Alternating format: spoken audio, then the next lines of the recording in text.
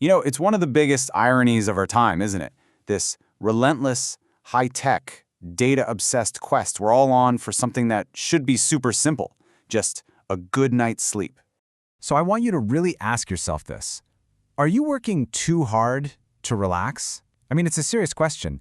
Because what if all the tools, all the gadgets, all the mindsets we're using to try and recover are, well, what if they're the very things making us exhausted? This is the heart of what people are starting to call toxic optimization. Now, this obsession with perfecting our rest didn't just pop up out of thin air. It's a reaction, right? It's a direct response to this hustle culture that glorifies endless work and tells us we have to be busy all the time. And this isn't just a vibe or a feeling, It's a real, documented thing that's leading to massive, widespread burnout. And the impact? It's staggering. Get this, recent surveys show that over 80%, 80 of millennials say this constant pressure cooker environment is straight up harming their physical and mental health. So yeah, we're exhausted, and we are desperately looking for a fix. But here's the twist. This is where it gets really complicated.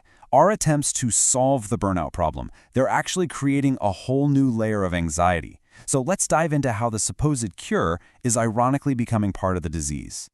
All right, first up, we have something called sleepmaxxing. And listen, this is not just about getting a decent night's sleep. Oh no. This is a full-on engineering project. We're talking people using mouth tape, nasal dilators, total blackout conditions, constant data tracking, basically trying to industrialize what should be a completely natural biological process. And then you've got wellness stacking. The idea here is you layer different therapies on top of each other. Like maybe you're using a red light therapy panel while you're lying on a PEMF mat, all to get a bigger bang for your buck. It turns self-care from something that should be peaceful into this complex puzzle you feel like you have to solve perfectly every single time. And of course, all this constant tracking has a real clinical downside. Researchers actually came up with a name for it, orthosomnia. And it's exactly what it sounds like. It's that unhealthy obsession, that anxiety you get from staring at your sleep tracker data every morning, just desperate to hit a perfect score on your own rest. It's wild. And this quote really just hits the nail on the head. The performance anxiety you get from all this stuff, it actually delays you from falling asleep, it fragments the sleep you do get, and here's the kicker. It reduces the very deep sleep metrics you were trying so hard to maximize in the first place. The obsession literally becomes a self-fulfilling prophecy of failure. Okay, so if this whole high-tech, data-obsessed approach is actually backfiring, then what's the alternative?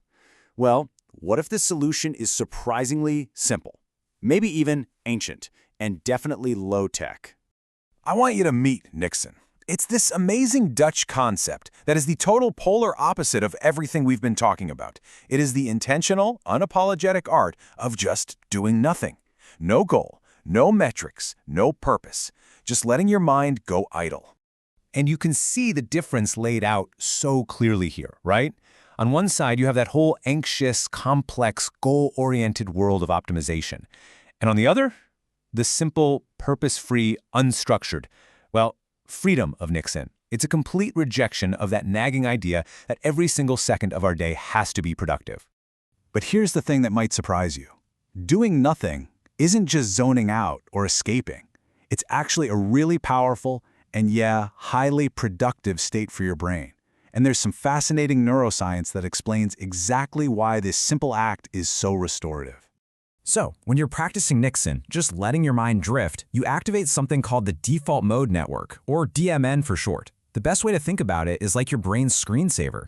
It's the system that automatically kicks on the moment you stop focusing on some external task.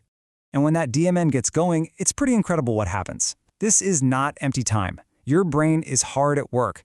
It's busy clearing out all the cognitive junk, connecting different ideas to solve problems in the background, and it's even consolidating your sense of self and your future goals. So, paradoxically, doing nothing might be one of the most productive things you can possibly do. Look, we all know that being in nature is a huge stress reliever, right? Research shows it works for almost everybody. But what's so amazing about Niksen is just how accessible it is. You don't need to go find a forest. You just need a window.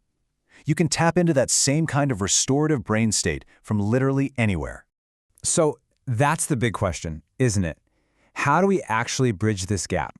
How do we move away from all the anxiety that comes with optimization and get back to real, genuine, effortless rest? Well, what's really interesting is that the culture might already be starting to correct itself.